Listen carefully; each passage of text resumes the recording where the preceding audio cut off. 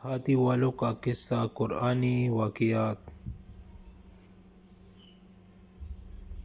ابرہہ یمن کا حکمران تھا۔ اس نے یمن میں ایک عالیشان کلیسا تعمیر کر کے یمن کے لوگوں میں یہ اعلان کرا دیا کہ آئندہ کوئی شخص حج کے لیے مکہ مکرمہ نہ جائے اور اسی کلیسا کو بیت اللہ سمجھے۔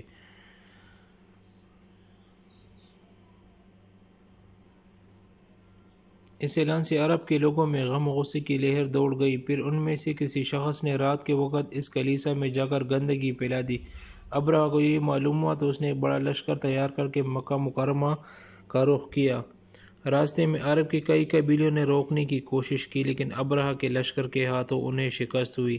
آخر کار یہ لشکر مکہ مکرمہ کے قریب ایک جگہ پہنچ گیا۔ اگلی صبح جب اس نے بیت اللہ کی طرف بڑھنا چاہا تو اس کے ہاتھی نے آگے بڑھنے سے انکار کر دیا۔ اسی وقت اس کی طرف عجیب و غریب قسم کے پرندوں کا ایک غول آیا اور لشکر پر چھا گیا۔ ہر پرندے کی چونچ میں 3 کنکر تھے جو انہوں نے لشکر کے لوگوں پر برسائے شروع کر دیے۔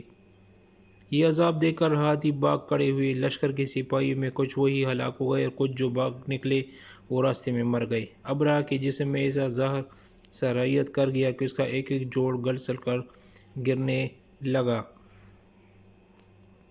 اسی حالت میں یمن لایا گیا، وہاں اس کے سارے بدن سے خون بہہ کر ختم ہو گیا۔ اس کی موت سب سے زیادہ عبرتناک ہوئی۔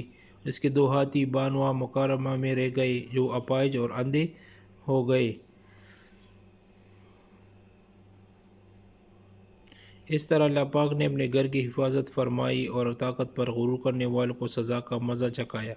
قرآن پاک کی سورہ فیل میں اللہ پاک نے اس واقعے کو یوں بیان فرمایا ہے، کیا تو نے نہیں دیکھا کہ تیرے رب نے ہاتھی والوں کے ساتھ کیا کیا؟ کیا ان کے مکر کو بیکار نہیں کر دیا اور ان پر پرندوں کے جھنڈ بھیج دی جو انہیں مٹی اور پتھر کی کنکریاں مار رہے تھے، بس انہیں کائی ہوئی بھوسی کی طرح کر دیا۔